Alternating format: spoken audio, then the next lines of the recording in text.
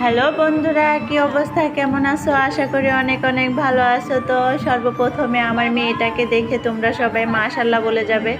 দেখো, ওখানে উপজাতিরা গান গাচ্ছে, সেই গানের তালে ও হাততালি দিচ্ছে। আর দেখো আল্লাহ তাআলার কতটা মানে সৃষ্টি, কতটা নিখুঁতভাবে সৃষ্টি করেছে এই দুনিয়াটাকে। দেখো কত সুন্দর একটা জায়গা। আমার তো ভীষণ ভালো লেগেছে এখানে গিয়ে। অনেক সুন্দর জায়গা, অনেক সুন্দর একটা মনোরম পরিবেশ।